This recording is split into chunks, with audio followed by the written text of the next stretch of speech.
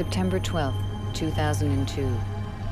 The 57th session of the United Nations General Assembly opens in New York City.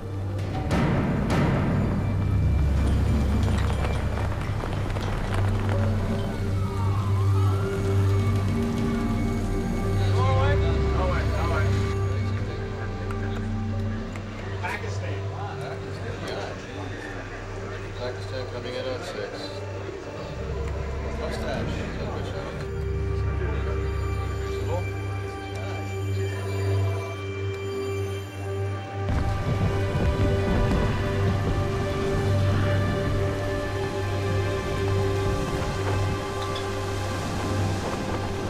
On behalf of the General Assembly, I have the honor to welcome to the United Nations His Excellency, Mr. George W. Bush, President of the United States of America, and to invite him to address the General Assembly.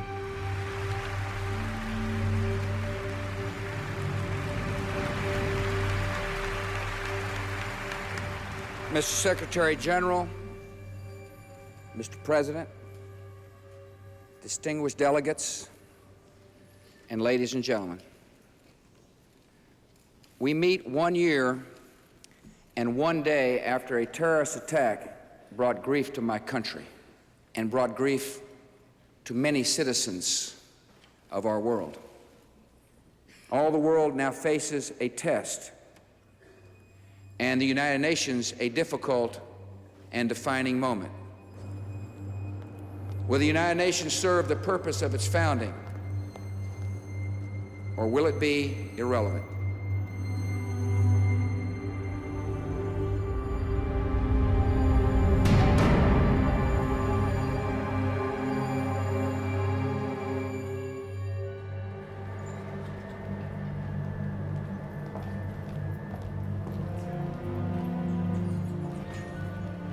It's not the first time Secretary General Kofi Annan has heard the UN accused of irrelevancy.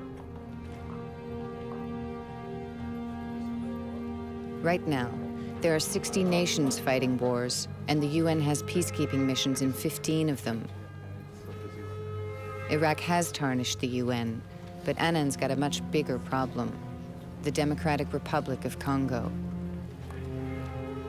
The UN and the Congo have been linked since the beginning. The focus was New York, where the future of the United Nations lies at stake upon the Congo issue. We believe that the only way to keep the Cold War out of the Congo is to keep the United Nations in the Congo. The speech is interrupted by a well-organized demonstration in the gallery. The stage is set for a test between the free world and the communist bloc, the most critical moment in the 15 years of the United Nations' existence.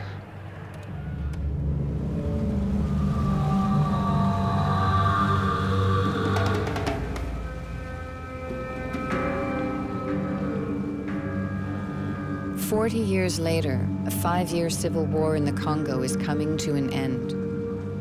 The result of the war, 3 million Congolese dead.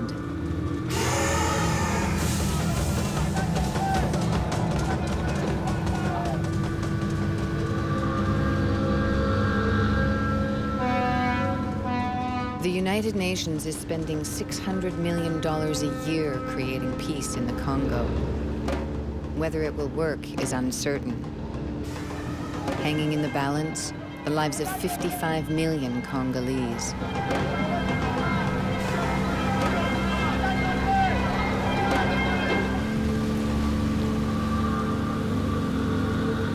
The UN's mission in the Congo is called MONUC. MONUC's frontline troops are military observers, MILOBs. MILOBs don't carry guns. They do get shot at. In the first phases of the Congo mission, it was essentially an observer mission. And so we gave the impression that we had lots of troops, because we already had 3,000 troops, 4,000 troops, which looks like a big number, but which were there essentially to make sure that a helicopter would not be looted, that an oil depot would not be looted, protecting our own assets. But I think that a mission in a place like Congo that is only an observer mission, that's a very dangerous proposition politically, because the gap that you open between the expectations of the people and what you can actually deliver is just unsustainable.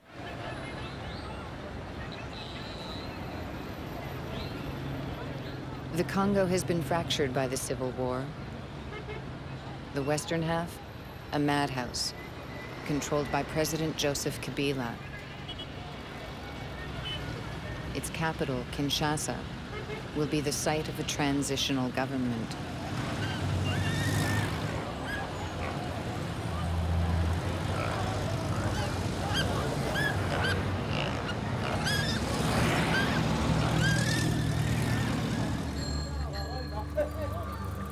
A 1,000 miles from Kinshasa and still outside government control, the eastern Congo. The area is blessed with gold and diamonds, and cursed by those who want it.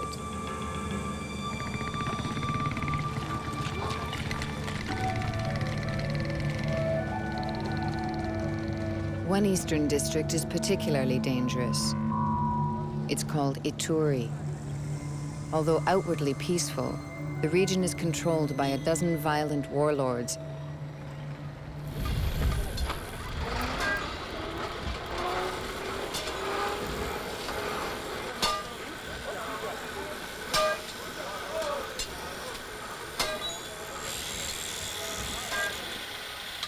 In Ituri, they make machetes out of car springs. They're the favorite tool of Ituri warlords who traffic in minerals and death. If the UN is going to save the Congo, it will have to first save Ituri.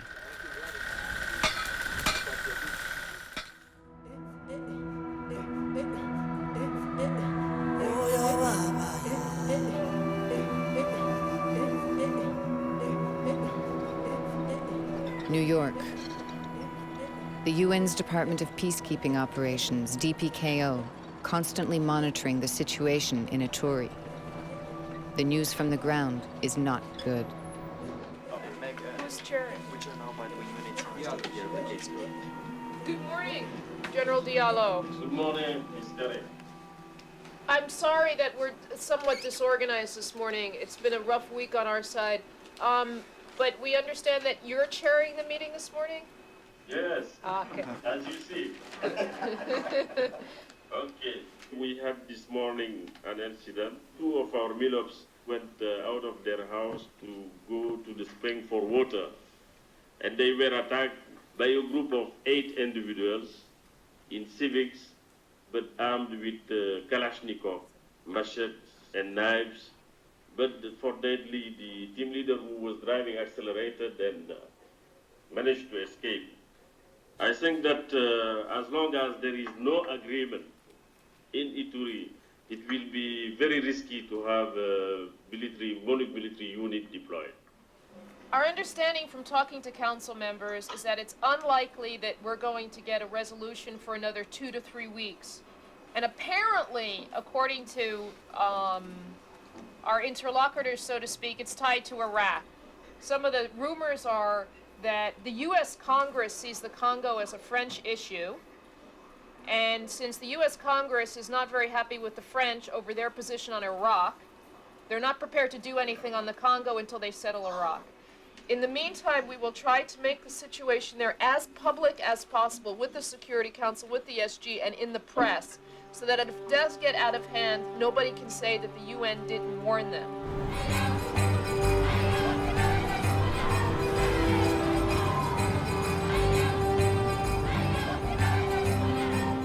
In the fall, Ituri does not blow up.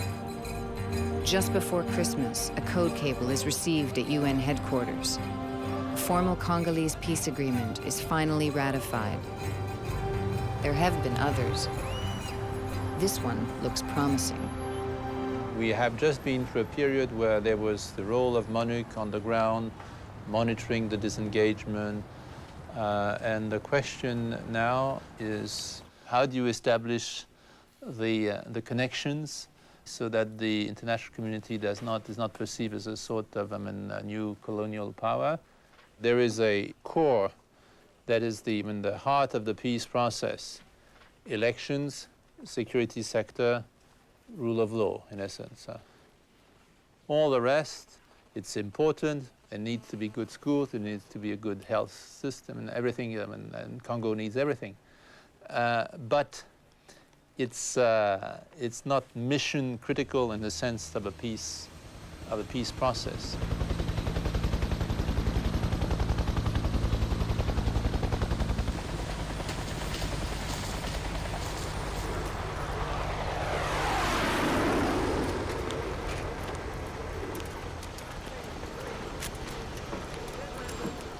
Spring 2003.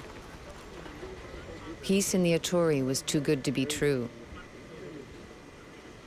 Despite enormous UN pressure, the ruling warlords refused to surrender their weapons. They crave instability. It's good for business.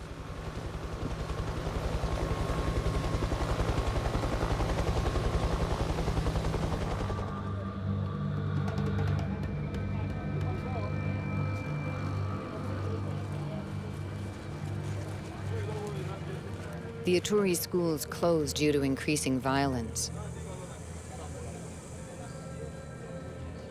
The kids, easy prey for the warlords, given an AK-47, bullets, and food.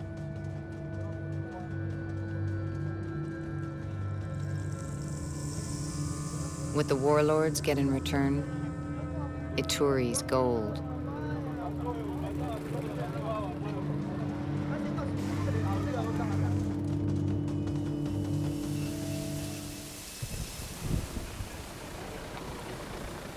Kinshasa.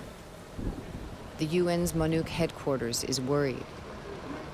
If Ituri blows, the entire Congo could go with it. Good morning, sir. Good morning, ma'am. We commence with the morning brief. We have a couple of reports, and first is from Bunia, where team has reported that there has been a considerable movement and increase in the number of Lindu combatants. Meanwhile, number of civilians believed to be Himas have left Bunia town. Humanitarian affairs? Yeah, and there's been fighting in Baraka between the Mai Mai and the RCDG, and there are apparently quite a lot of people who've been displaced as a result of that. We've actually received word from the Center for the Prevention of Genocide that they are also aware of the alleged massacres that are actually taking place.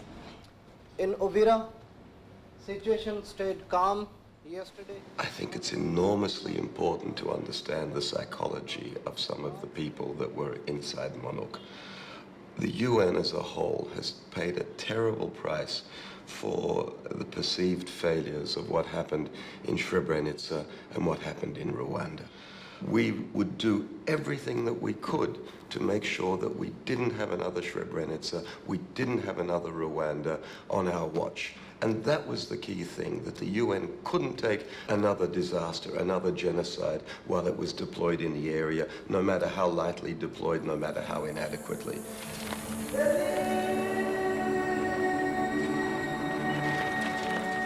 In addition to the warlords, soldiers from two neighboring countries, Rwanda and Uganda, roam the town.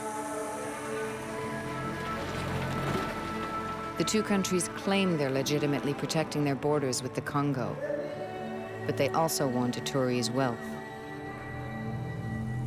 They will kill for both.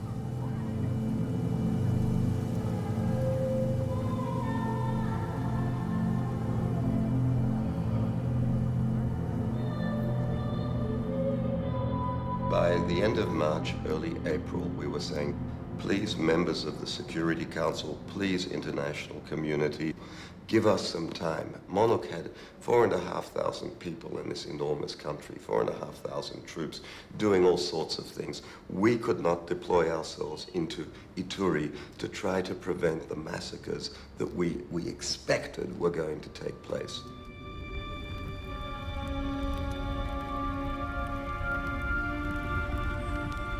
April 3rd.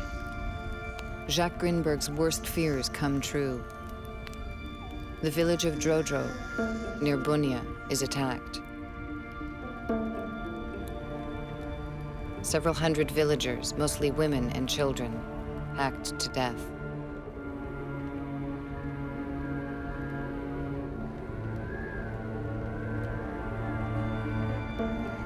The victims, they're of no strategic importance. They're minor pawns in the warlord wars. Lançons enfin, dans l'ensemble, un message de paix, de réconciliation. 2 weeks post-massacre, the warlords signing a peace accord. No one believes them. Et de prier pour nous, pour que cet exemple impérieux soit le salut de tous. Les signataires sont ici. The killings will continue. But someday, as in Bosnia, Kosovo, Sierra Leone, maybe there'll be war crimes trials. Je suis le chef du bureau de la monarchie ici, donc à ce titre,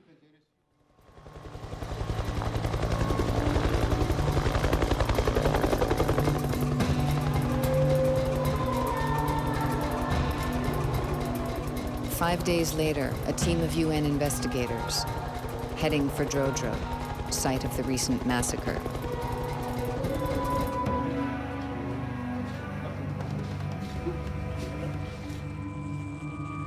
The investigation is the first step in ending impunity in the Congo.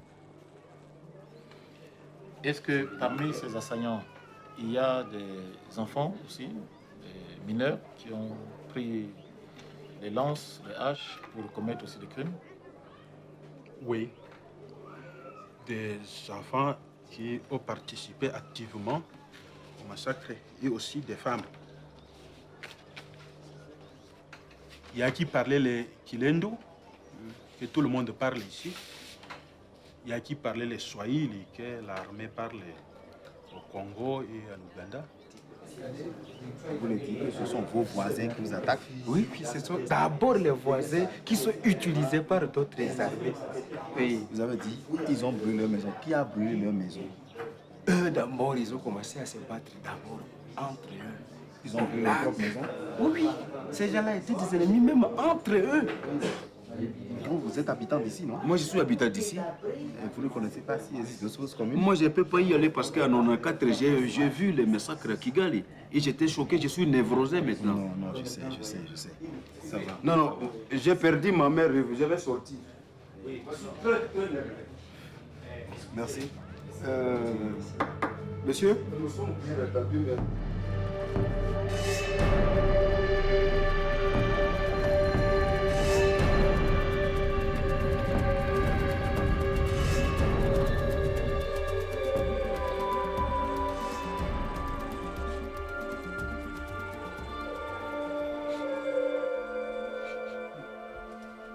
While Drodro testimony is being taken, a young girl, killed and mutilated.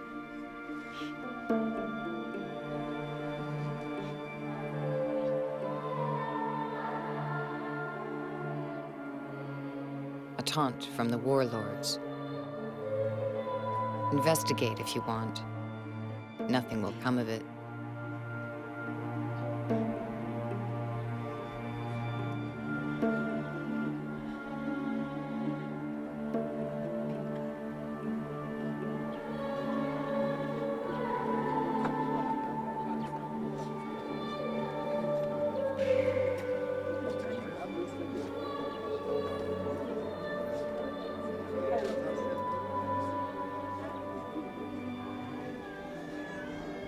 And in a jungle hospital, more victims.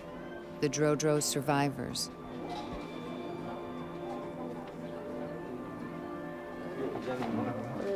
Donc là, c'est le coup du machette. Oui. Quand on tuait votre enfant, vous étiez là, c'était devant vous que ça s'est passé ou bien ils sont partis avec l'enfant quelque part pour le tuer? C'était sur place. Comment? L'enfant était sur son dos attaché. L'enfant était sur son dos attaché? Oui. Ok, merci. Bonne guérison, madame.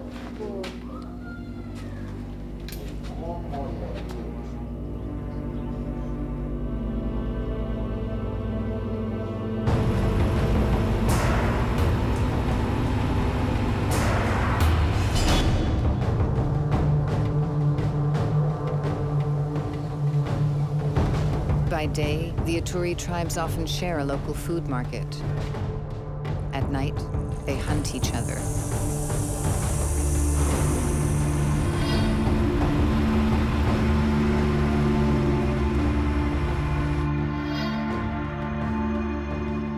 Further down the road, a village, Zumbe, guarded entirely by child soldiers, with arms supplied by the warlords. The village is suspected of perpetrating the Drodro massacre. Dans certains villages MA aussi, les gens disent qu'il y a des combattants hindous qui vont aussi les attaquer la nuit, et ils prennent leurs affaires, ils prennent leurs bêtes. Est-ce que vous avez appris ça? Est-ce que vous aussi, vous attaquez aussi des villages EMA? Jamais de notre côté. Nous faisons que l'autodéfense. Jamais nous allons les attaquer chez eux, non. Ça, ce n'est pas vrai. Mais vous avez combien de personnes actuellement avec vous? 3000. Et leur âge va de quel âge à quel âge? 15 Youl. 15 ans et puis plus.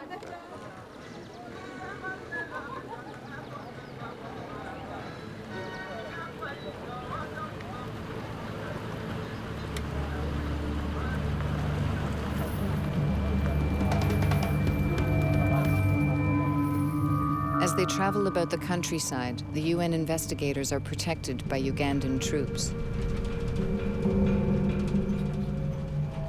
The Ugandans, it is suspected, helped the village of Zumbe attack Drodro.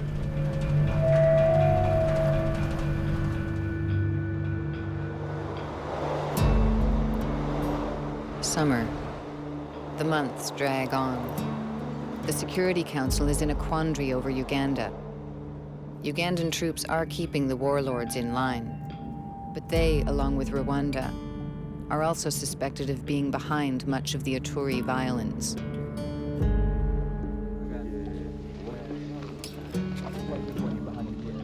While there were some Ugandan elements behind some of the insecurity in Ituri, Uganda's presence there also provided a degree of stability. The Ugandans had agreed that they would withdraw from Ituri. The Security Council wanted Uganda out, and it was because of the necessity of pursuing the internal political reconciliation within the Congo. There was a fear that if and when the Ugandans left, Ituri would just blow up into chaos.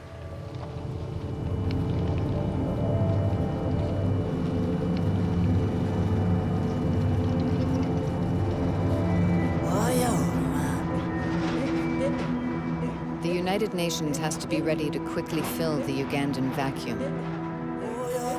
Finding first world troops for any dangerous mission is difficult. For dangerous African missions, it's almost impossible.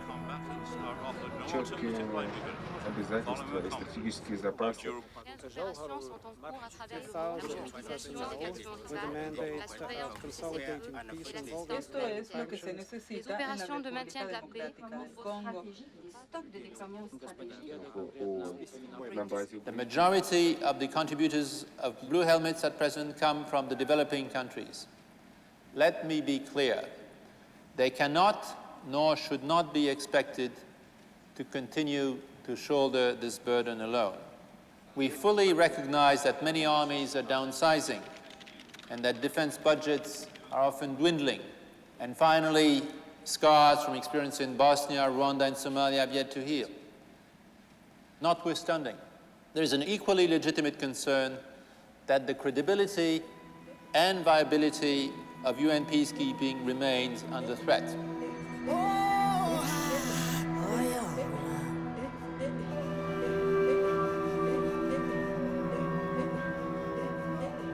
At my level, we're discussing the possibility of how we could diplomatically get the Ugandans to stay without ever actually asking them to stay. At the same time, the Security Council very much wanted all foreign forces out of the Congo. What we did then was try to establish with Uganda a slow and measured withdrawal that would enable us to not only monitor that withdrawal, but enable us to, in some instances, fill the vacuum as Uganda withdrew. Uganda wouldn't accept that. They wanted the United Nations to publicly come out and ask Uganda to stay, which the United Nations would not and could not politically do.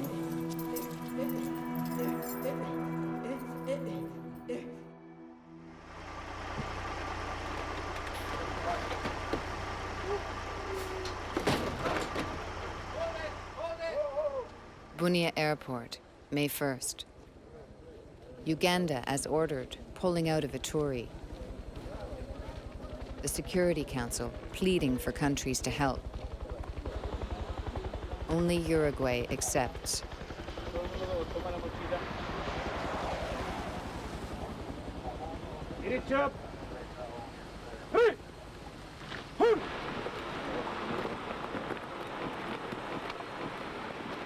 So now, 750 Uruguayan guard troops are replacing 5,000 battle-hardened Ugandans.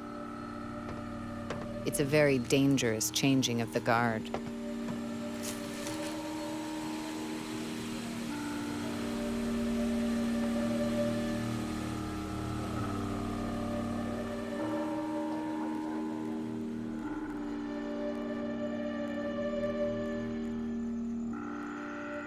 The Uruguayans had gotten half to two-thirds deployed.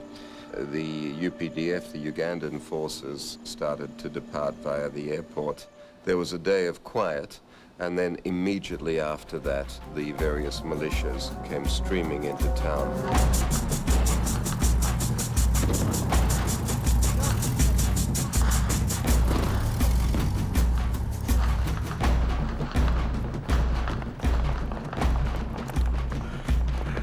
As predicted, Bunia is transformed into a war zone. Much of the town fleeing into the forests. Thousands of others turning to UN camps. They fled basically in two directions. One of them to the MONUC headquarters, which was in town, and the other one to the airport area where the Uruguayans had established their base. I think at one point we had more than 3,500 of these IDPs gathered around our headquarters, and another 3,000 or 4,000 at the airport. We were absolutely on the verge of a humanitarian catastrophe. Food at the UN compound, running out fast. The water supply, cut. Cholera is reported.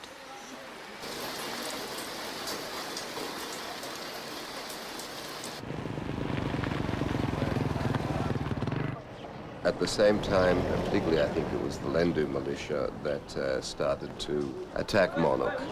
And with the concentration of IDPs around our headquarters, it became an enormously dangerous situation.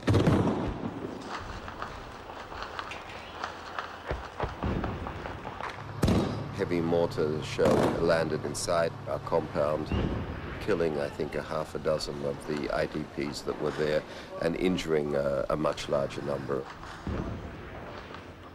On the third day, MONUC forces, overwhelmed, retreat to their compound.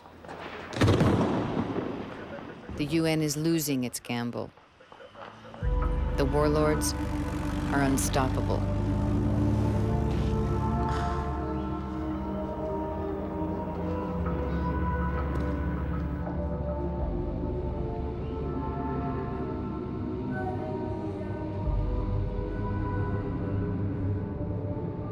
A week after fighting starts, Bunia is a looted ghost town.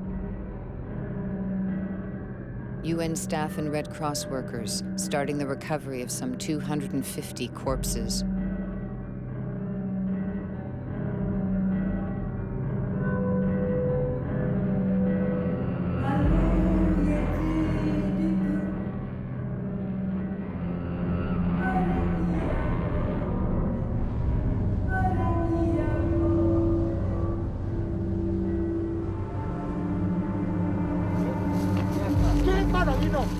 The situation had become so serious that it was now serious time to think about deploying or asking for a multinational, robust force to re-establish some degree of order and normality in Bunia. New York, never anticipating Bunia would fall. The big fear, the entire Congo peace process will collapse. And if the Congo goes, all of Central Africa is in jeopardy. In peacekeeping, you are confronted to a kind of a dilemma, to look the other way and have to live for the rest of your life with maybe the notion that if you have really moved in, you would have made a big difference, or to move in, but maybe with the risk of failure. At every step, I'll need to convince the Security Council, and I'll need to convince the troop contributors. If I don't get it right, then it's the authority of the United Nations, it's the good name of peacekeeping that will be compromised.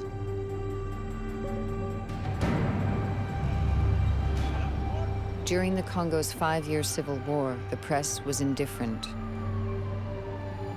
Now, with new Ituri massacres, media attention shifts briefly from Iraq to the Congo. This has been one of Africa's ugliest wars. Bunia is Congo's latest hellhole. 50,000 people are thought to have died just in that It is a war in which children are victims and combatants. Population continues to flee. Not a nice place. A contingent of UN troops from Uruguay has been powerless to intervene. One of the very important contributions of the Uruguayan deployed in Bunia, because they were there, they brought the attention of the world media, because you have had a lot of massacres in Congo where it's just too dangerous to have any journalist, any reporter, so you don't even know that they happen.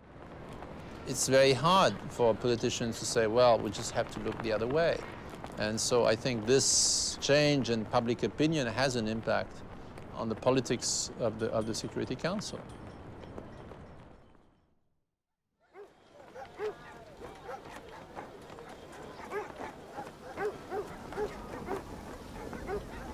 Two weeks after fighting in Bunia begins, a brief lull. But military observers in isolated outposts are worried. Militia in the hills are preparing to attack the camps.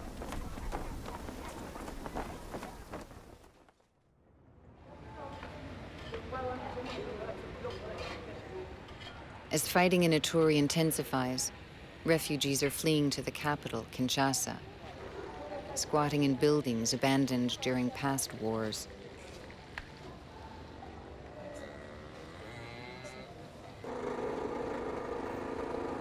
Not far away, Parliament is being readied after years of neglect. But with fighting in Ituri, Parliament's opening is questionable.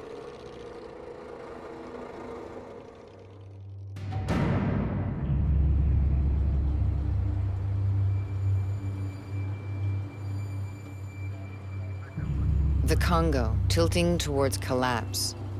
Jean-Marie Guéhenno, desperately looking for a heavily armed force to save Bunia. A force outside the UN. The French, still smarting from Iraq, one possibility to lead the force. But the French are clear. If they accept, it's only Bunia and the airport, and only for 3 months. With the French sitting on the fence, Monique nervous. The French ambassador reacted by saying that no, there is no question of anyone dealing with Ituri. This does not concern Ituri. This is merely concentrated on Bunia, and that we are not here to resolve the problems of Ituri, etc. The concept, as I understand it, and maybe I am absolutely wrong, they want to have a compact and manageable force in Bunia, which will consist primarily of something roughly around a battalion size of French troops, with a sprinkle of other troops to add to add legs to the coalition. And in a sense, be thankful for a member state who is willing to come and rescue our troops, because otherwise, the point was last week, and we all know that they would have to be withdrawn. We were very close to that. I think you've heard our position. Our position as far as Ituri is concerned is very firm. The indications we have given you are not changeable. We are warning you about the situation in the entire Ituri. We are not here to be convinced that the problem in Ituri is limited to Bunia. Okay? Otherwise, whatever member states want to decide, whatever others want to decide, it's fine and dandy. But we are going to give you the reports as we see it. We're going to analyze it as we see it. But warnings, I'm very good about warnings myself, as you know, and you heard my warnings 2 weeks ago about what may happen in Bunia. We assumed that we were talking about a larger number than a battalion. Thank you, and it's all my fault as always. Thanks very much. If there is nothing else to discuss, I am adjourning the meeting, and I don't want to adjourn on this very sour note, which is developing. 8:30 tomorrow, New York time. Okay, thank you. I mean, I don't like these acrimonious things. I don't like these acrimonious.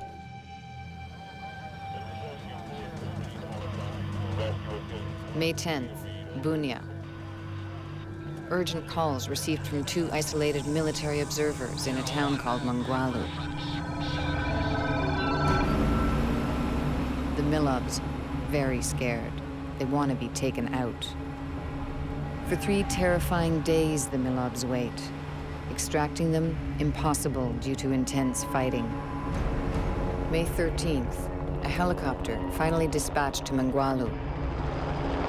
Returning, empty. Thank you. 3 days later, what everyone fears comes true.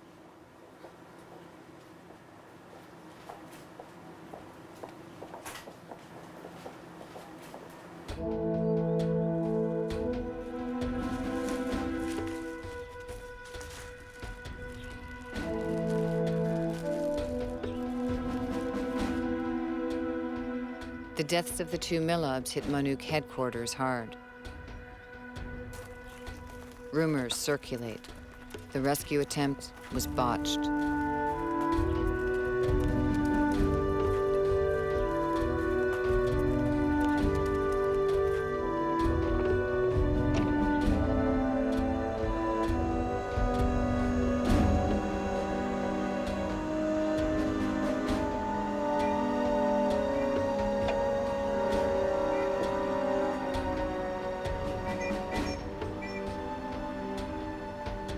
How's the mission doing? They're okay. They're okay, but a little bit disjointed. We went that little room and we got a call from Mahagi on the sat phone, and those military observers were literally crying. They said, take us out of here. I mean, 2 persons in a location is...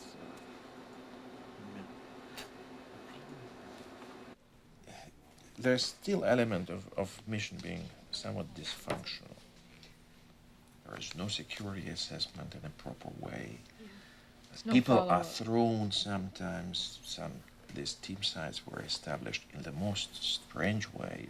That's the reports I have. Now, when military observers were just sent without any support, any previous visit, and put in dangerous spots.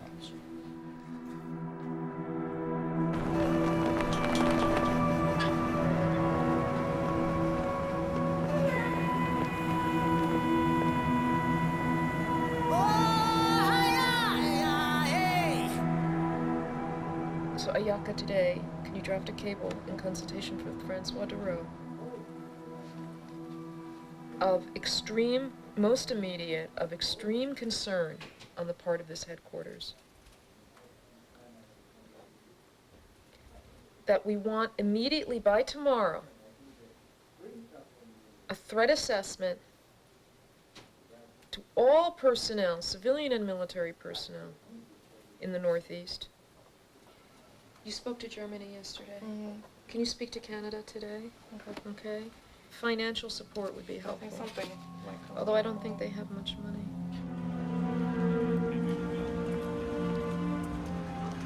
Eventually, there will be a high-level UN investigation into the Milob's deaths.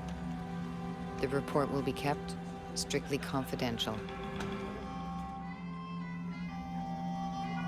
The Congo. It's always been a difficult sell to the international community. The deaths of the Milobs don't help. But the crucial question remains. What's the worth of one failed African state? Money. Money, you said? Money for the MNF. I think that's the key thing right now, right? Frankly, there are two key things right now. One of them is money for this MNF limited deployment, and the other one is this big bell that the mission is sounding and that I think we all agree with, that Bunia is not enough. You know, I don't think that we're going to get troops outside of Bunia unless we put our own troops out there, and I don't think we have the capacity to put our own troops out there. I don't think that our troops are capable, have the kind of equipment and training to do that. I absolutely agree with you, but I think we have to not only go down on record, but just keep on thinking, is there any way that we can do something outside of the immediate environs of Bunia? Because large numbers of people are going to die. You've got at least 2 declarations from the armed combatants saying, we are ready to canton, where's the money to feed us and whatever. Okay. You need to disarm them, and then you need to do something with the weapons. So there has to be an agreement of what we do with the weapons, and then we need to feed them and then get them into, you know, projects, food for work or training or whatever other kind of projects that we have for them. But then you won't get the money from the donors because they consider that feeding armed combatants. Are there no other options?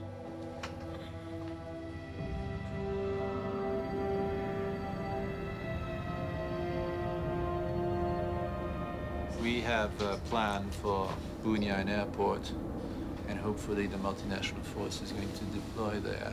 But there is the rest of Ituri, and there are many ways in which the rest of Ituri could go badly wrong. And there we are caught in a kind of dilemma, because if we flag the issue too much, we might lose the hope that we have of a real deployment in Bunia. If we ignore it, it is just as bad, because we might be surprised by it and we will be misleading those who will deploy in Bunia. The dangerous scenario is a scenario where we have some improvement in Bunia, but then there's just a shift, a shift in the killings to other places. If the people are cynical and clever enough, they don't attack Bunia, no. They just commit horrors 40 kilometers from Bunia. Look at the international community, the French, once again, when it's... they protect certain people. They protect certain people, but they don't care about the others. The other flip side of the coin is that if Bunia is a safe place, and if things go badly in the rest of Ituri, instead of having 12,000 refugees, you can have 50,000, 60,000, 100,000. You can have a colossal Alagoma chaos developing. What I'm describing could happen, I think. You know, if there's anybody who has an interest in you know, undermining the credibility of the MNF, then that's the way to do it. It's easy. So, I mean, there's 1 or 2 things that can be done. One is to ask the French or whoever is coming with them to have a rapid reaction capability. They have the capacity to go in, you know, and hit very hard. Yeah, that's why they need attack helicopters. And pull out without casualties most of the time and without too many risks and make a point, you know? The killers are not a massive force. That's right. They are thugs on drugs who can be, scared and stopped by a relatively small professional force when things go bad, if that force is there quickly and decisively.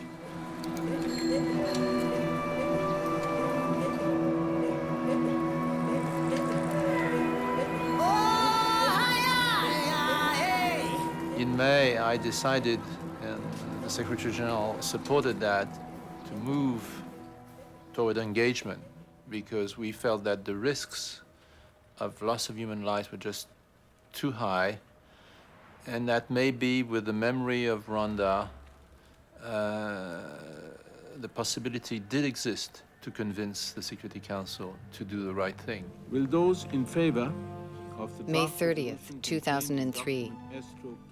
The Security Council accepts a French-led multinational force. Please raise their hand. The force might possibly save Ituri, Those against? but only in the short term. Abstentions? The draft resolution has been adopted unanimously.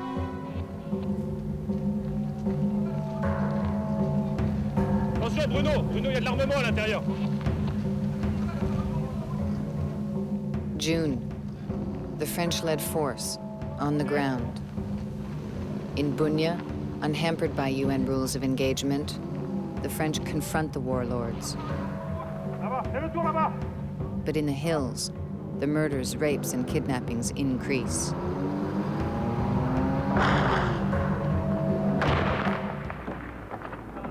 Qui a tiré? Hé, dégage! Pas parler! Calmez-vous!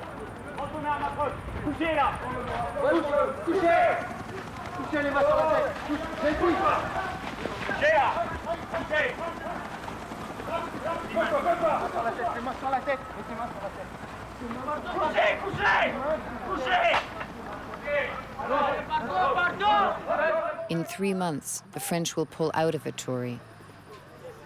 Then it's up to a UN Ituri brigade to secure the peace.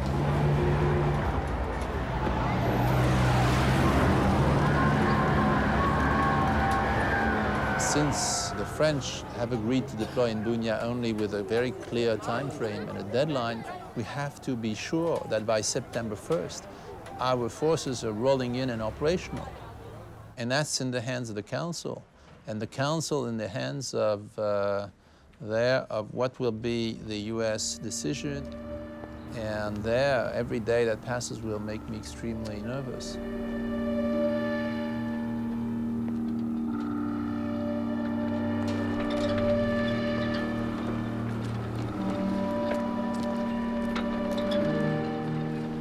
The days turn into weeks. The cost of an Ituri brigade, tens of millions of dollars a year. There's only one country in the world with that kind of money. Good afternoon, ladies and gentlemen, generals and deputy SRSGs. The general left. The generals have left, I can see. On Friday, as you're aware, together with several colleagues, we visited Washington and had a 3-hour discussion, plus myself a rather bad lunch in the State Department with the interdepartmental group headed by Deputy Assistant Secretary of State for Africa, Bellamy, and they do appreciate considerably the work what has been done by the United Nations, both on the ground and in New York, but they would like to have a better feel as major financial contributor, obviously, and a political lever. What is the end game, both in Ituri and in the Congo as a whole? And when they see the proposed ceiling at 10,700, for them it's a real jump. As far as the deployment of the brigade is concerned, and here I have no choice but to make a comparison with NATO in the Balkans. How is it that a mere brigade is being questioned for the UN? The same thing could be said about what you mentioned, Dimitri, as Sierra Leone. In Sierra Leone, we suddenly did agree to go to 17,500, because a disaster happened. So we should not wait here until the disaster is augmented, if you wish, because we do already have a disaster on our hands. De conformidad con el entendimiento alcanzado en las consultas previas y de no haber objeciones. The Americans, obviously, they are the biggest payers, so I mean, whenever we increase money, they will pay the bigger part of the bill. At the moment, it's clear that in the Council, what we need to achieve is to convince the US to make a decision quickly, because every day that passes means that our deployments are going to be delayed.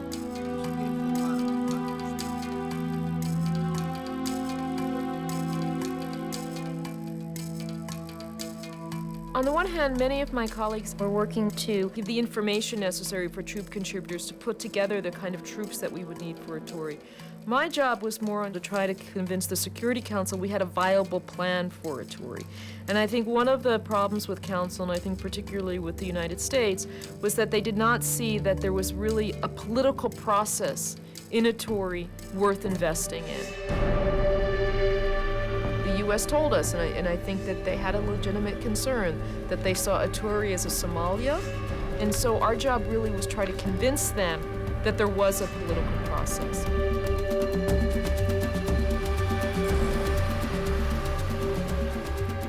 June, Meg Carey to Bunia. Her mission, find an exit strategy for the Ituri quickly, one acceptable to the Americans.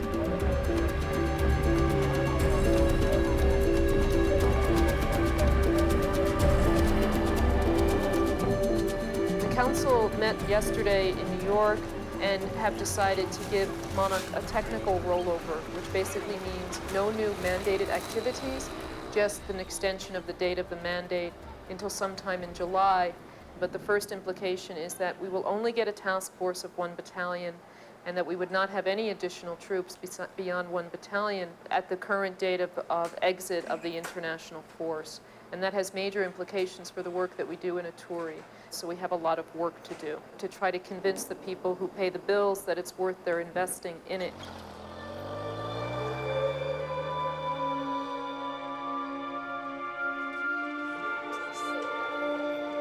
There was a time that I did feel that none of the countries of the world who could make a difference really cared, and that nobody was really seeing the lives that were being wasted, and it didn't matter to them.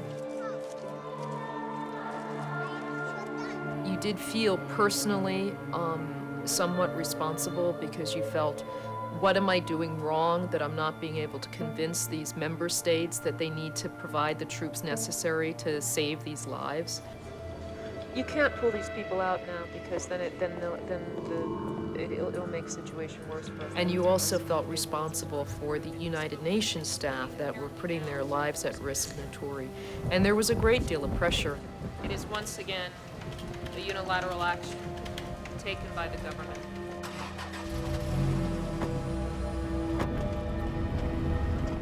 The best, perhaps the only chance of stabilizing the region, something called the Ituri Interim Administration. Whether it can expel Ugandan and Rwandan-sponsored fighters, that's anybody's guess. Le grand problème, ce sont les groupes armés. Et de notre côté, évidemment, on peut prendre des contacts avec tous ces groupes, ça c'est vrai, et les amener, mais en les prenant à juste valeur. Il y en a 6, et qui sont tous armés. Tous ont des parrains en Ouganda, ils ont tous le même parrain. Et c'est ça ce qui rend les choses tellement difficiles. Alors, il y en a qui venaient acheter nos richesses avec de l'argent, mais d'autres ont trouvé que c'était plus astucieux.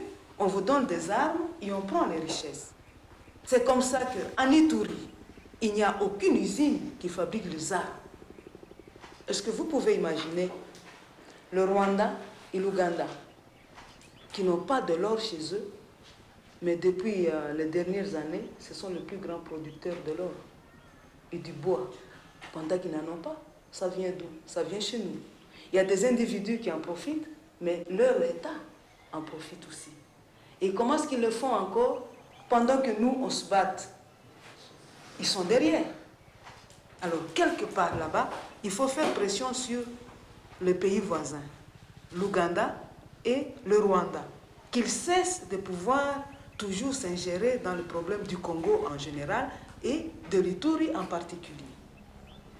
Nos relations avec le gouvernement de Kinshasa, malgré tout ce qui s'est passé en Ituri, le peuple ou la population de l'Ituri se considère encore et toujours comme être congolais. Ça, c'est dans le cœur de tout le monde. Même les groupes armés, ils savent qu'ils sont congolais.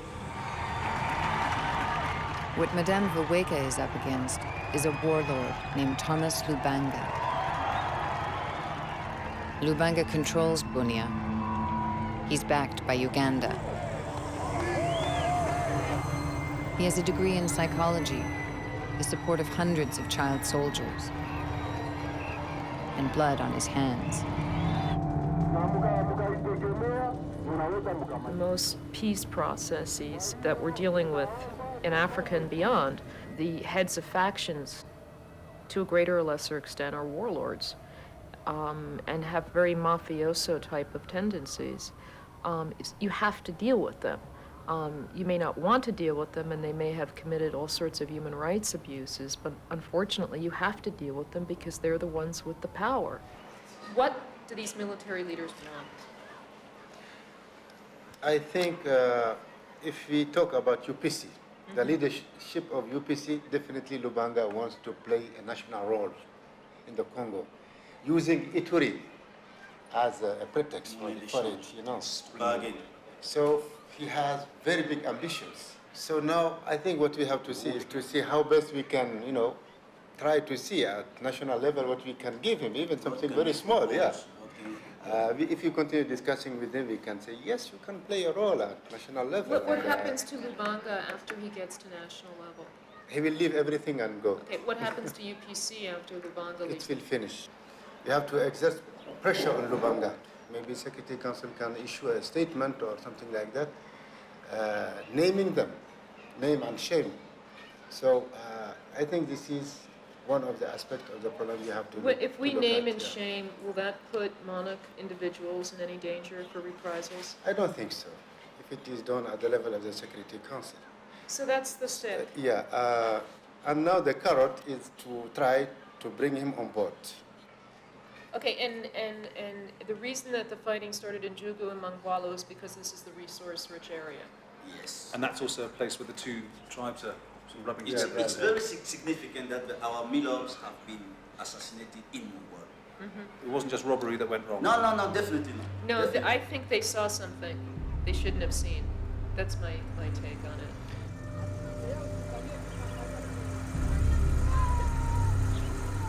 While Meg Carey looks for an Ituri exit strategy, the Bunia jail is renovated.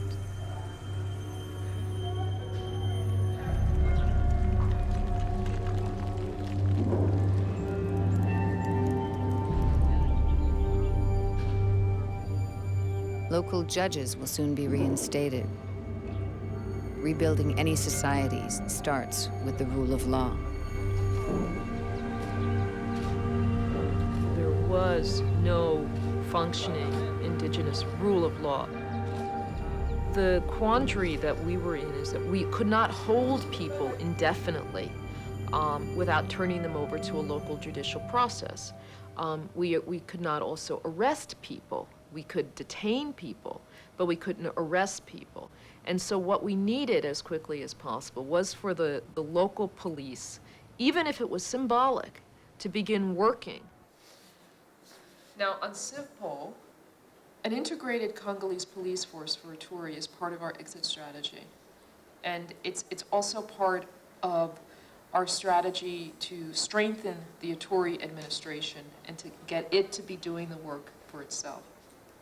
I've read your cable for options for Ituri, but I really have to stress that anything that you send to us in New York has to be realistic, based on present capacities, and based on a thorough political analysis of what is acceptable to the parties. whenever you make a presentation to Mr. Titov or myself, start with needs, not with your desires for what you're going to deploy. I want to know the needs on the ground. That's what I want to know. Well, bottom line at this stage, everything is needed because there's no... Everything is needed means nothing to me, Stefan. I'm a political affairs officer. I know nothing about police. I need details. What does everything mean, okay? You have to treat me like a child who knows nothing, okay? And explain it from A to Z. Can I just, with all due respect, make a suggestion?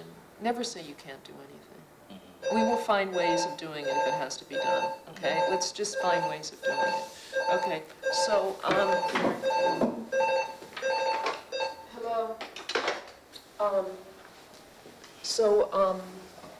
So basically we've got to start for purely political reasons. And not because of substance or this is the right thing to do, but purely for political reasons. I would like to start training a police force now.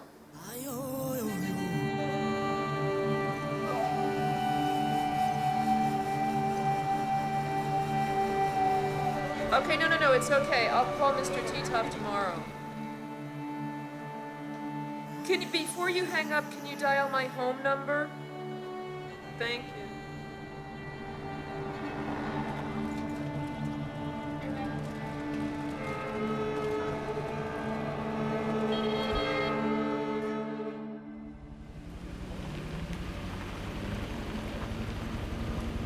Late June. The French declare Bunia weapons-free. The Bunia child soldiers now join the thousands of fighters camped in the hills, waiting for the orders to attack.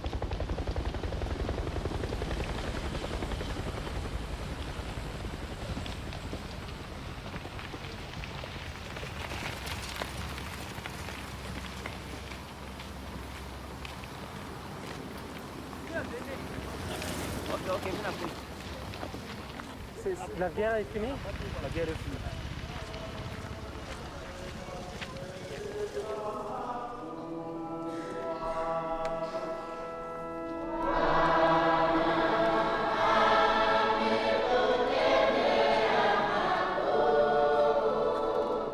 That Sunday, the people of Bunia celebrate the town's liberation.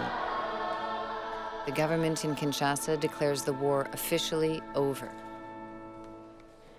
The fighting may be over, but the peace, it's not even close. 2 weeks later, the newly appointed judges, fearing for their lives, will flee Bunia.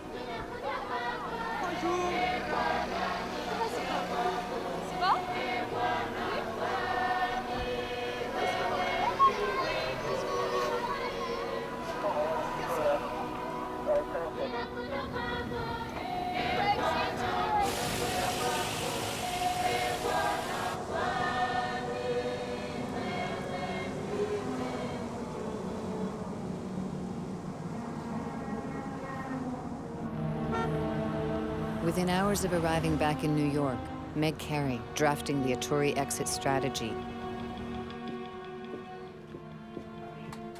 The plan? Several thousand additional UN troops to secure Bunia after the French leave, and $150 million to pay for them. In a few minutes, Jean-Marie Guéhenno will try to convince the Security Council it will all work. Can you tell Mr. Guéhenno for me that I'm bringing up the Security Council brief in 2 seconds? I need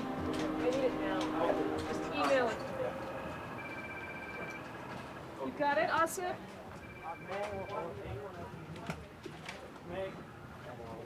Show you the spots where I put in the added. Fine, thank you. Okay, you sent it to me. Yeah.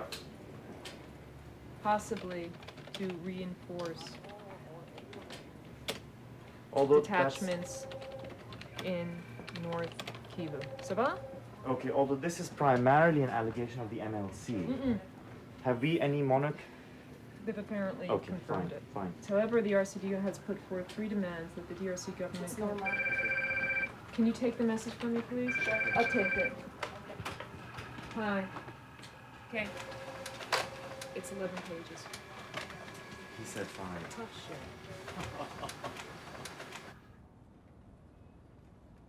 In the midst of 2003, there is a window of opportunity, and it's like stars aligning themselves. There's a combination of factors. There's a post-Iraq factor, that is the sense that the Security Council has to demonstrate that it can deliver and that it is not focused just on Iraq. 37 floors down to the Security Council.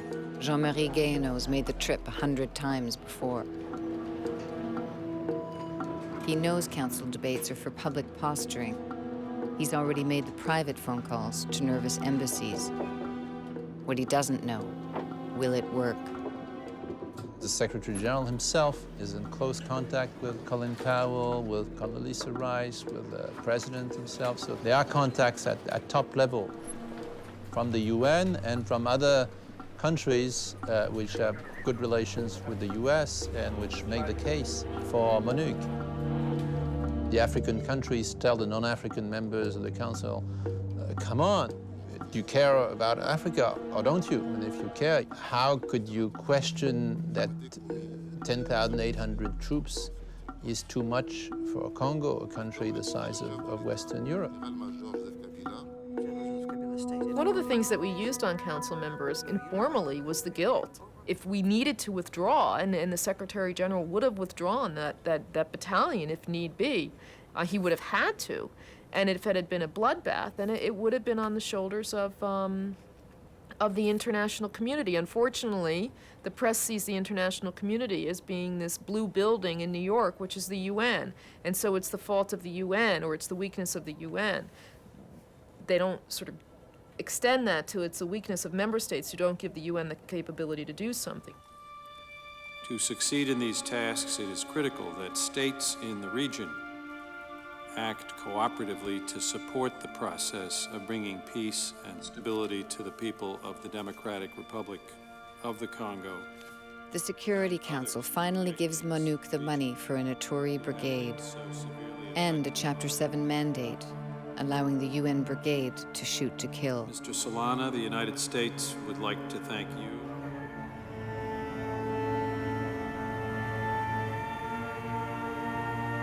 Chapter 7 comes with a package of troops in terms of numbers, in terms of determination, and also a package of political commitment of key players to put the pressure on all those who can make a mess of the situation if they so decide. We have to make sure that the troop contributors are prepared to draw the consequences of that. There's a clear understanding that they're not getting off the hook by giving us Chapter 7. It's not a favor that they are doing us. It's a responsibility that they're taking. Responsibility too, in terms of that arms embargo and stopping the arms flow from Uganda. Exactly. They have to take that responsibility. Yes. Only they can. That is the package. That's the package.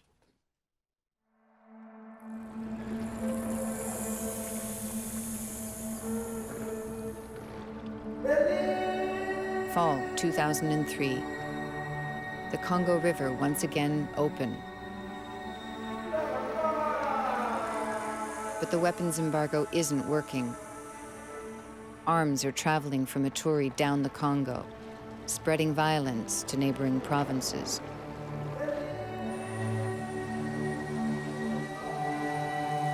September 1st, on schedule, the French-led multinational force leaves Bunia. At the same time, The newly arrived UN Ituri Brigade, made up of Pakistanis, Bangladeshis, and Indians, takes control of Bunia. This time, the UN Brigade is, by anybody's standards, a robust force.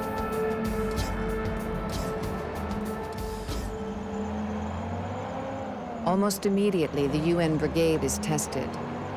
The warlords are probing for weakness. But with a Chapter 7 mandate and the will to use it, Bunia is stabilized.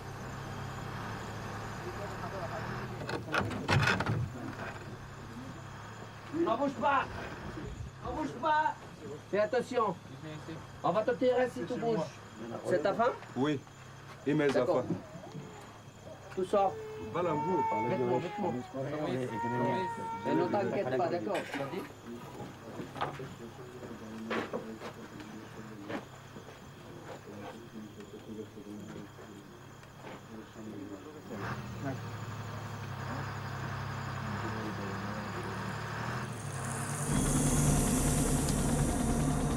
Simultaneously, the brigade, with attack helicopters from India, starts extending its perimeter into the hills once owned by the warlords.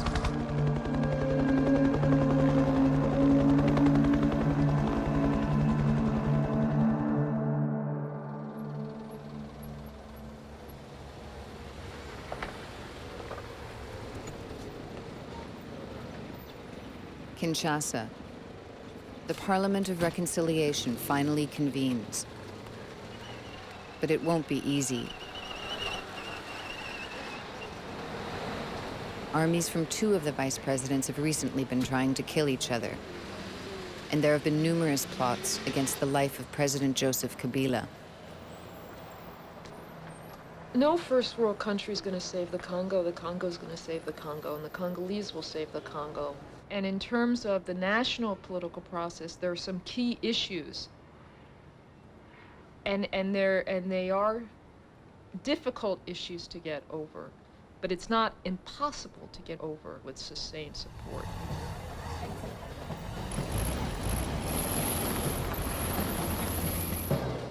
October. As Monouk provides security, the first class of the Bunia police, the one Meg Carey wanted, is about to graduate. In the class, cadets who not long ago were trying to kill each other.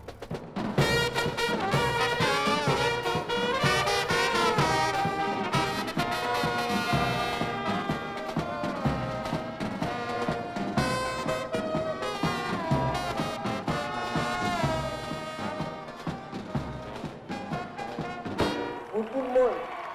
À droite, droite.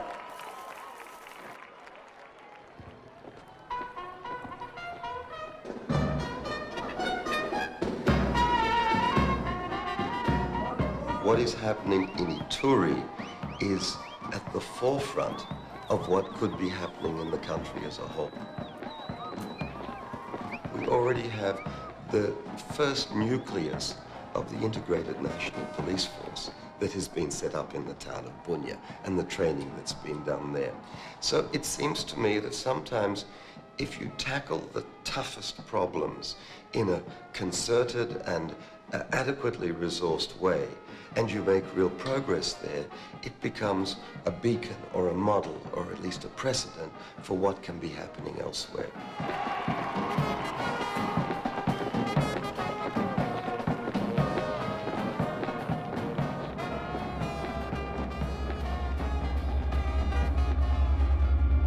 The risk, in a way, is that as things look better, and they are indeed better, the sense of and the pressure, the sense of imminent risk is no more there, which is a good thing because it reflects progress on the ground, but which is a dangerous thing because that progress is not so solid that there is no need for continued very strong engagement.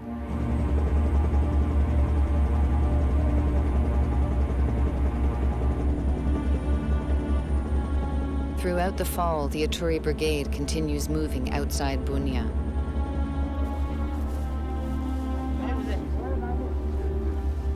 Mungwalu, site of the murders of the milobs, is particularly dangerous. There's a gold mine here, gold to buy arms.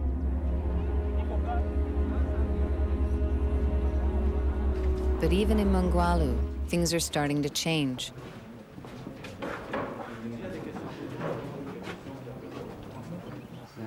J'insiste sur le fait, je crois que maintenant tout le monde l'a compris. Et c'est une bonne chose, ça va faciliter le travail et accélérer le processus. Le temps des groupes armés est terminé. D'accord? Parce que ça fait 3 ans qu'elle essaie d'aider les Congolais à résoudre le problème, hein, et que le Congolais semble faire tout ce qu'il faut pour pas que le problème soit résolu. Donc peut-être que maintenant on a des opportunités, peut-être qu'on a des chances de réussite. Mais la communauté internationale seule ne pourra pas réussir si les Congolais ne se prennent pas en main et s'ils ne font pas preuve du sens des responsabilités. Ou partout où tu vas, à Washington, à Paris, partout les gens sont prêts à donner des chèques. Ils disent, ouais, mais attendez, mon chèque il est signé, mais j'attends. D'accord? Voilà.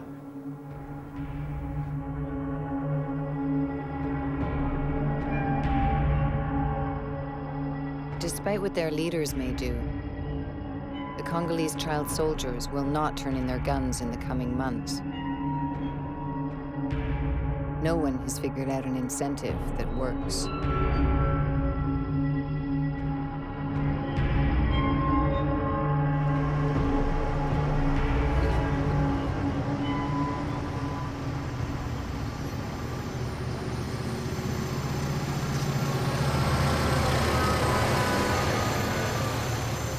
Every day, an old diesel brings kids from the countryside into Kinshasa to beg and steal. Each week, some of the kids perish under the train's wheels. Others die more slowly, of hunger or despair. If the Kinshasa politicians and the international community don't give them a future, and soon, there are plenty of Ituri warlords who will.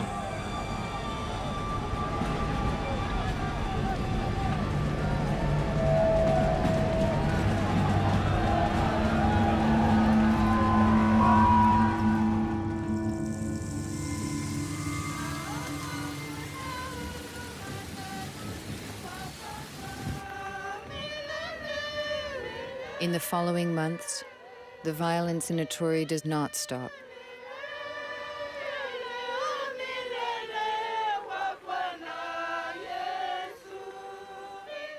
Not far from Bunia, the village of Kacheli is attacked in the night. 65 people killed, including 40 children.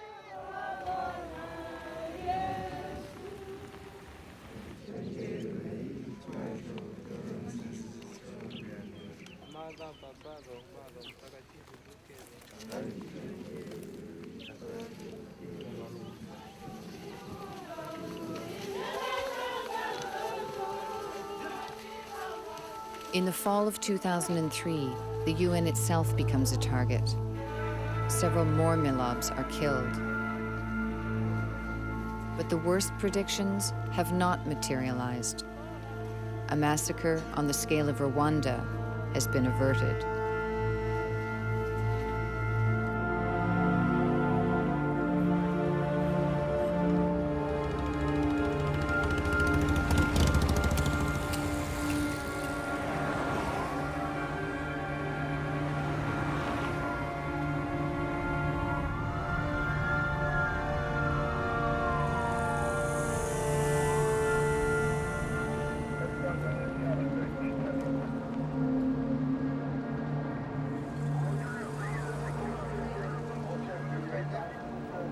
Tell him that he's on his way. Thank you. Oh, so we got movement. Yeah.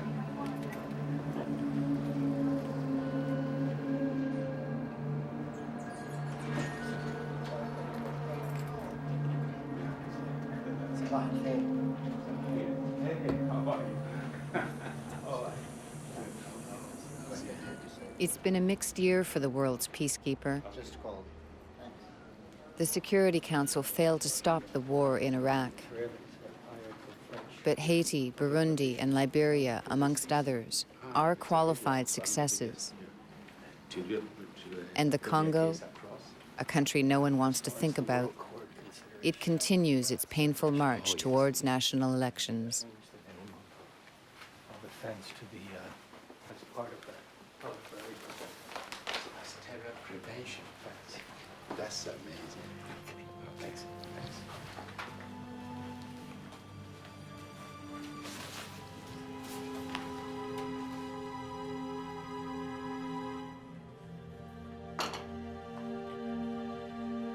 Excellencies, we now see with chilling clarity that a world where many millions of people endure brutal oppression and extreme misery will never be fully secure, even for its most privileged inhabitants.